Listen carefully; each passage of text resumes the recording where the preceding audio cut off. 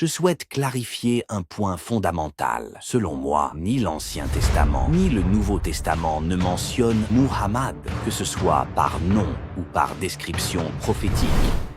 Frère, tu répètes que ni l'Ancien Testament ni le Nouveau Testament ne mentionnent Muhammad, et que toute tentative de le trouver dans la Bible serait une manipulation linguistique. Permets-moi de répondre point par point.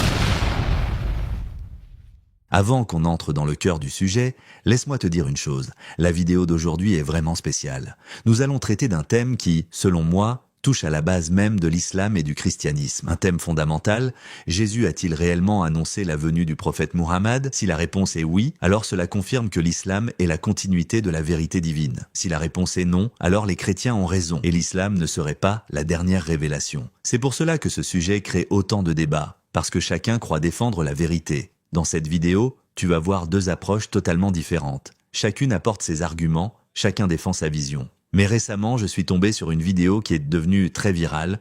On y voit un prédicateur chrétien très confiant, dans la rue, en train de débattre avec un musulman. Et pour être honnête, on peut dire qu'il a pris l'avantage dans ce débat. Pas parce qu'il avait forcément raison, mais parce que la personne en face de lui ne maîtrisait peut-être pas toutes les preuves, ni toutes les réponses que le sujet exige.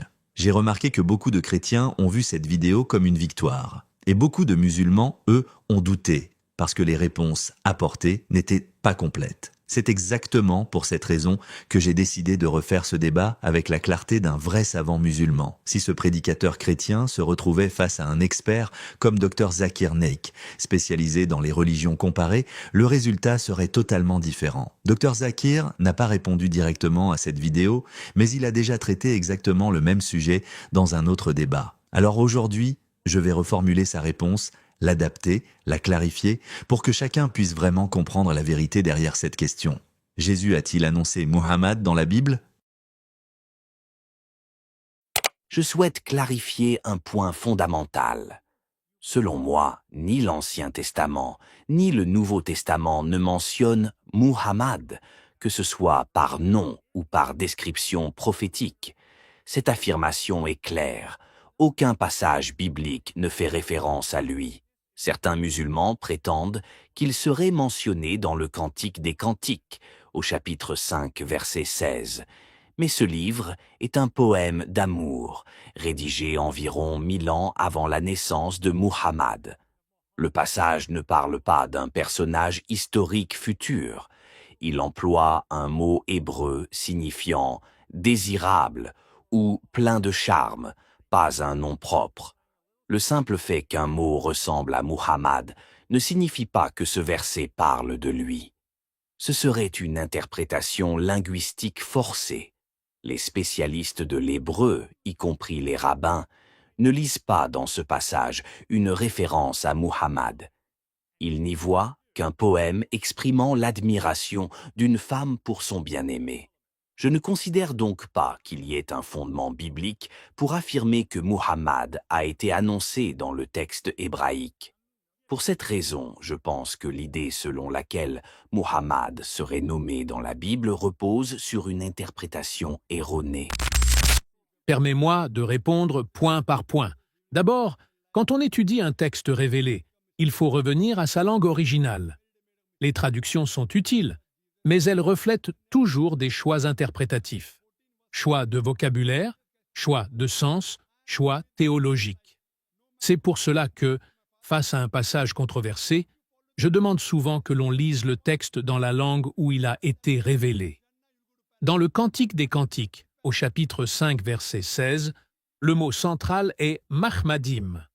Ce n'est pas d'une invention musulmane, c'est un mot hébreu que tu trouveras dans n'importe quel manuscrit. La racine H-A-M-D, présente dans ce mot, signifie être loué, être estimé, être désirable. Cette racine existe aussi en arabe, en araméen et dans d'autres langues sémitiques. Le nom Muhammad provient exactement de cette même racine sémite, celui qui est énormément loué.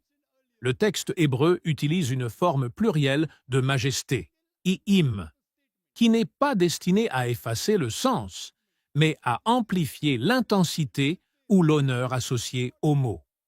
Cet usage existe également en arabe.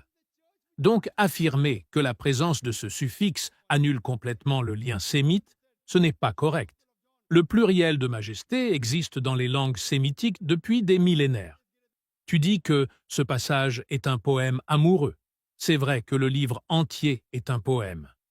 Mais accepter cela n'empêche pas de reconnaître que le texte emploie un terme aux résonances profondes, dont la racine est la même que celle du nom Muhammad. De nombreux passages poétiques de la Bible sont interprétés par les chrétiens comme des prophéties indirectes ou symboliques. Ils n'exigent pas qu'un texte soit narratif pour le considérer prophétique. Il serait donc incohérent d'imposer cette limite uniquement lorsque le terme ressemble à Muhammad. Tu dis également que le texte a été écrit environ 1000 ans avant Muhammad et que cela exclut toute possibilité de le concerner. Mais ce critère serait également valable contre la plupart des interprétations chrétiennes de l'Ancien Testament, qui prétendent annoncer Jésus. Jésus n'était pas encore né au moment où ces passages ont été écrits. Et pourtant, vous y voyez des indications annonçant sa venue. Vous acceptez des descriptions, des images, des allusions, et même des symboles pour identifier Jésus dans ses écrits. Il n'y a donc rien d'illogique à examiner si une racine sémite associée au nom Muhammad apparaît dans un texte antérieur. Passons maintenant au cadre plus large de la prophétie.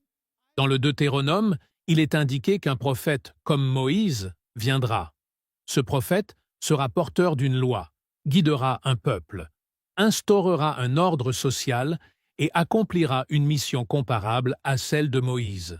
Jésus, lorsqu'on lit ses propres paroles, dit clairement qu'il n'est pas venu apporter une nouvelle loi, mais accomplir celle qui existe déjà. Il ne se présente pas comme le législateur annoncé. Il ne joue pas le rôle politique, social et juridique que Moïse a joué. En revanche, Muhammad remplit tous ces critères. Une loi révélée complète, une communauté organisée, un système social, un code juridique, une continuité prophétique assumée. La description correspond, non pas dans un seul verset, mais dans l'ensemble du portrait annoncé. Revenons maintenant à l'annonce faite par Jésus lui-même. Dans l'Évangile selon Jean, Jésus dit à plusieurs reprises qu'une autre figure doit venir après lui. Il dit « J'ai encore beaucoup de choses à vous dire, mais vous ne pouvez pas les porter maintenant. » Cela signifie que la révélation n'est pas encore complète. Il annonce ensuite l'Esprit de vérité, qui parlera, expliquera, guidera et enseignera ce que les disciples ne savent pas encore. Cet Esprit de vérité n'est pas un être déjà présent au moment où Jésus parle. Le texte dit clairement « Il ne viendra que lorsque je m'en irai ». Or, dans la compréhension chrétienne, le Saint-Esprit est déjà présent avant, pendant et après la mission de Jésus. Il est présent dans le ventre d'Élisabeth, présent lors du baptême, présent dans les actes des apôtres. Donc la description donnée par Jésus ne correspond pas à cet esprit déjà actif. Le personnage annoncé doit parler, transmettre un message, compléter une révélation. C'est un rôle prophétique, pas une simple manifestation spirituelle. C'est exactement le rôle que Muhammad assume. Tu dis que les rabbins ne reconnaissent ni Jésus ni Muhammad. C'est vrai, mais ce n'est pas un argument pour ou contre la véracité d'une prophétie. Les rabbins ne reconnaissent pas non plus les textes du Nouveau Testament. Ils ne reconnaissent pas Jésus comme Messie, alors que tu le reconnais.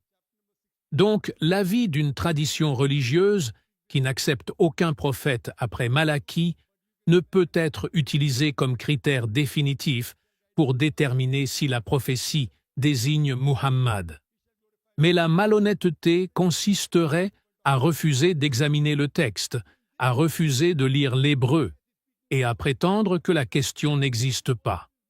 La démarche honnête consiste à prendre en considération la racine sémite, la forme du mot, le contexte linguistique, la mission prophétique ultérieure et le parallèle avec d'autres passages annonçant un homme à venir après Jésus. Ce que nous affirmons n'est pas basé sur un seul mot isolé. Nous examinons un ensemble cohérent. Un mot hébreu lié à la racine du nom Muhammad. Une prophétie de Moïse annonçant un prophète comparable. Une annonce de Jésus annonçant celui qui complétera la vérité. Et l'existence historique d'un messager survenu après Jésus, apportant un message complet, reconnu par des communautés entières. C'est pourquoi nous disons que Muhammad est annoncé dans la Bible. Ce n'est pas une volonté de forcer le texte, mais une volonté d'harmoniser les enseignements des prophètes et de reconnaître la continuité divine dans l'histoire. Avant de continuer, n'oubliez pas de liker cette vidéo. Ce genre de contenu nous demande des heures de recherche, d'écriture et de montage. Et le meilleur moyen de nous soutenir, c'est simplement d'appuyer sur j'aime et de vous abonner pour les prochaines vidéos. Prenez aussi 5 secondes pour écrire en commentaire une invocation pour le prophète. Que la paix d'Allah soit sur le prophète. Chaque commentaire aide la vidéo à toucher plus de monde et chaque prière est une bénédiction. Et j'ai une bonne nouvelle pour tous ceux qui veulent te gagner de l'argent en ligne d'une manière 100% halal. On a créé un guide complet spécialement pour les musulmans où on te montre toutes les méthodes halal pour gagner jusqu'à 1 000 € par mois en ligne sans montrer ton visage, sans utiliser ta voix et sans rien faire d'arabe. Si tu veux en savoir plus, le lien est juste dans la description et aussi dans le premier commentaire épinglé. Je t'invite donc, avec respect, à examiner les textes dans leur langue originale, à comparer les racines sémitiques, à relire la mission des prophètes dans leur contexte et à poser ensuite une seule question.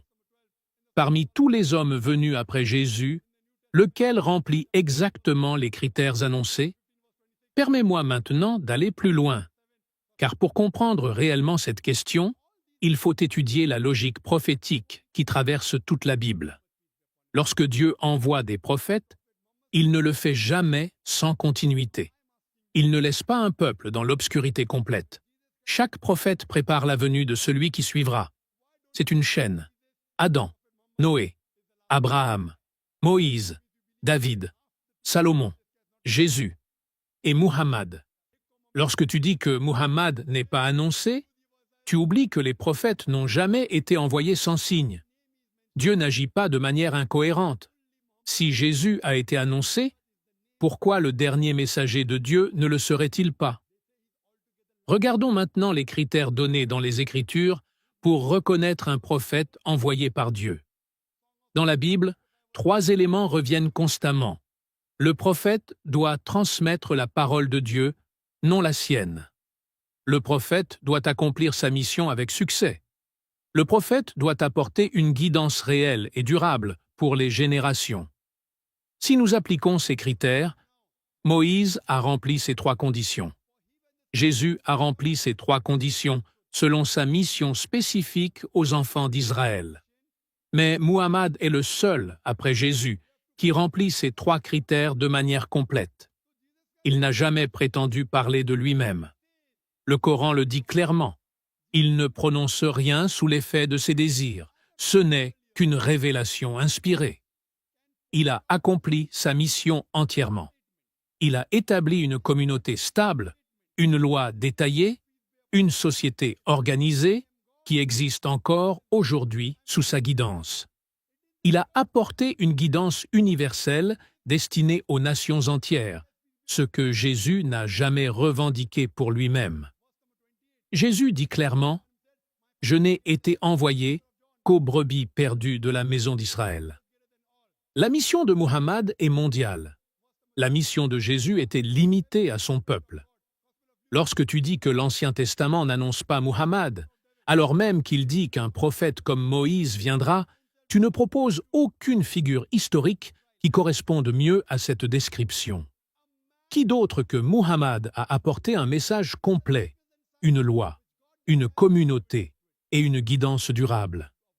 Ni Paul, ni Pierre, ni aucun apôtre n'a joué le rôle prophétique décrit dans l'Ancien Testament. Aucun d'entre eux n'a donné un livre révélé, ni une loi complète, ni un système divin. Seul Muhammad correspond à ce portrait.